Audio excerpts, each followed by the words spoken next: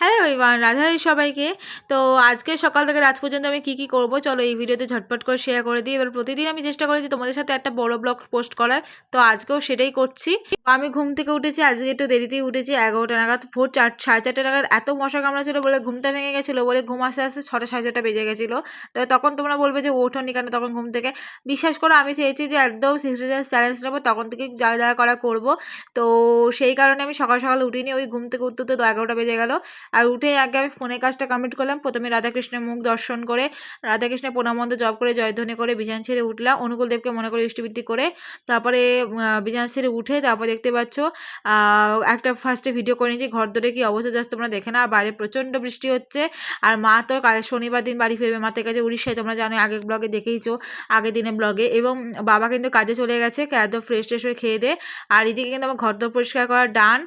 সকালবেলা উঠে আমি মোটামুটি ফোনের কাজটা কমপ্লিট করে নিয়েছি। কালকে যে ব্লগটা করে রেখেছিলাম গোপুসোনা পুজোর, এবার সারাদিন খাবার সেই ব্লগটা চিশু কবি ইউটিউব চ্যানেলে পোস্ট করলাম। এবং কালকে সারাদিন যা যা খেয়েছি সেই ভিডিওটা করে রেখেছিলাম ভয়েস ওভার দিয়ে, সেটা তো পোস্ট করেছি চিশু কবি ইউটিউব চ্যানেলে, তার সাথে গান অ্যাড করে শ্রী চক্রবর্তী ফুডিং চ্যানেলে পোস্ট করে দিয়েছি, অবশ্যই চেক আউট করে নিও। তারপর দুটো ইউটিউব ফেসবুক ইনস্টাতে যা কমেন্ট করেছো রিপ্লাই দিয়ে, তারপরে ফেসবুকে কিছু ফটো কালেক্ট করে গুড মর্নিং ফটো পোস্ট করলাম। তারপরে হোয়াটসঅ্যাপে কারো স্ট্যাটাস দিয়েছি, SMS করেছো দেখে রিপ্লাই দিই। তারপর ইউটিউব স্টুডিওতে চেক করলাম যে কত সাবস্ক্রাইব হয়েছে, চেক করার পর তো ফোনটা চার্জে দিয়ে দেখো আমি কিন্তু মোটামুটি কাজ কমপ্লিট করে নিয়েছি। তো জানলা দরজা খুলে পর্দা সরিয়ে রিজুকে ঘুম থেকে উঠিয়ে দেখলাম রিজুর পরীক্ষা আছে। তো তারপরেই বিছানার চাদর টানা করে পেতে কোলবালিশে পুতুল দিয়ে সাজিয়ে মাথায় বালিশ করে আনলে যেখানে রেখে থাকি সেখানে গুছিয়ে রেখে দিলাম। তারপর আনলে চেয়ে জামা গুছিয়ে ঘর বা জুতো মুতো তুলে সাইকেল ঘরে রেখে ঘর বাসি দুটো ঝাড় দিই, ঘর ভালো করে পুছে ওপরে গিয়ে ব্রাশ টাশ করে ফেস ওয়াশ করে স্নান করে বাসি জামাকাপড় ধুয়ে মেলে নিচে এসে দেখো আমি কিন্তু মুখে স্কিন কেয়ার করে নেবো পরে, কিন্তু এখনও করিনি। এবার গোপাল পুজো দেওয়া হয়ে গেছে। তো এইদিকে দেখো গোপালের বিছানা ভালো করে টান টান করে পেতে ঝেড়ে বুঝে বালিশ দিয়ে গুছিয়ে রেখে দিয়েছি। গোপালে যে কালকে যে জামাকাপড় পরেছিলাম বাসি জামাকাপড় সব ধুয়ে মেলে গোপালে বাসন মেজে নিয়ে এসেছিলাম, যেগুলো রাখবে লেগে বাকিগুলো গুড় করে রেখেছি। এবং গপুকে কিন্তু আজকে ছোটো গপু ছোটো রাধারানীকে জল সঙ্গে জল দিয়ে তুলসী পাতা দিয়ে স্নান করিয়ে, তো চন্দন বেটেছিলাম আতর দিয়ে চন্দন বেটে ভালো করে স্নান করিয়ে সবাইকে বাসি জামার সাথে কাঁচা জামা পরিয়ে ওদের পদ্মফুল এবং জামা সিংহাসন পেতে ওর মধ্যে বসিয়ে দিয়েছি। তারপর চন্দনের সাথে আতর মিশিয়েছিলাম, সেটা সব গোপুসোনা দুই রাধারানী হাতে তুলসী পাতা, 4 গোপুসোনা 2 চরণে তুলসী পাতা দিয়ে গয়নাগাটি পরি বাসি দিয়ে, তারপরে কিন্তু ওদের ইষ্টবৃত্তি করে আর বর্ষা ধুয়ে তারপর কিন্তু ফুল দিয়ে সুন্দর করে তুলসী পাতা সাজিয়ে দিয়েছিলাম।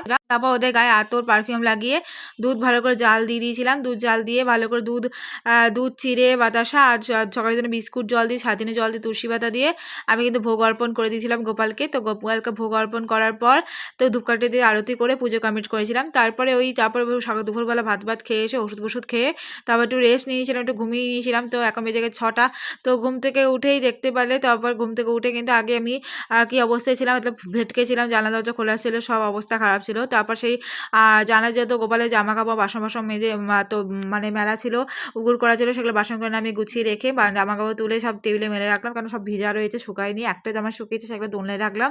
তারপর বিছানাগুলো গুছিয়ে জানলাগুলো ভালো করে বন্ধ করে পর্দা দিয়ে তারপর চুলটা ভালো করে আঁচড়ে বেঁধে নিয়ে একটু ছাদে গেলাম, ছাদে গিয়ে একটু গান টান শুনলাম।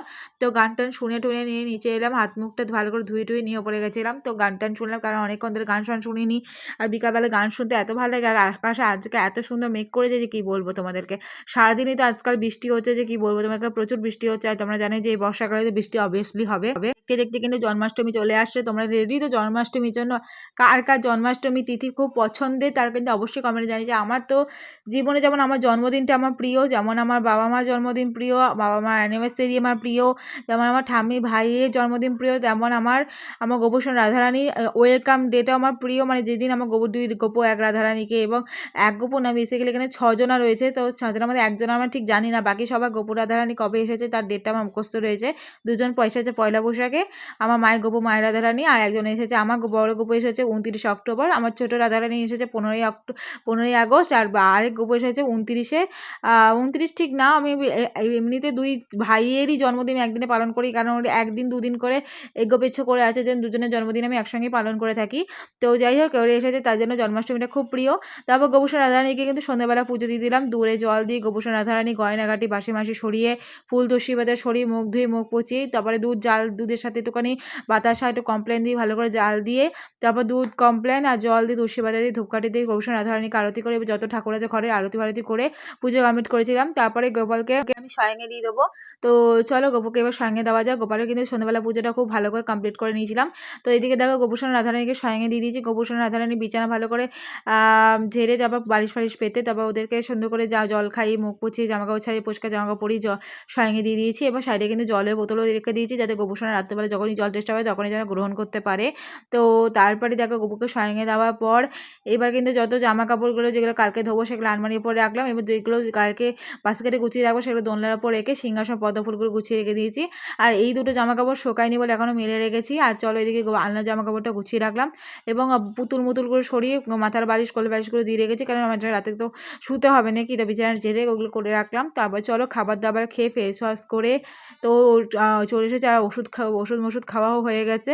তো স্কিন কেয়ারও ডান। আর এখন বেজে গেছে 10টা 10 মতন বাজে। আর এখন দেখতে পাচ্ছ মোটামুটি সবই কাজ কমপ্লিট। ওষুধ খেয়ে এবার যাবো শয়নে, মানে আমি ঘুমাবো, আমি আর ভাই। তো চলো আমার স্কিন কেয়ার ডান। তো রাতে আমার ঘর দোরটা একটুখানি ঘুরিয়ে দেখে দিলাম তোমাদেরকে ঘর দোরে এখন কীরকম অবস্থা। তো আয়নায় শুধু গামছা দেবো আর মশার ধূপটা জ্বালাবো তাহলেই হয়ে যাবে। আর দেখো আজকে আমি অ্যাপ্লাই করেছি গুড ভাইবসে oil control toner green tea toner, তো যেটা আমি অ্যাপ্লাই করে থাকি, এবং অ্যাপ্লাই করেছি গুড ভাইবসে ভিটামিন সি আর B3 গ্লো সিরাম, যেটা আমি অ্যাপ্লাই করে থাকি। বিশ্বাস করে আমার সিরাম আর টোনারটা একটু চেঞ্জ করতে হবে, এটার জন্য আমার স্কিনে গ্লোটা কিন্তু একদমই চলে গেছে, একদমই ভালো। গ্লো সিরাম বলতে গ্লো সিরামটা আর হয় না। তো এটা ভেসলিন লাগিয়ে নিলাম ঠোঁটে, কারণ ঠোঁটটা খুব ফাটছে, কারণ আজকাল কে জানি না।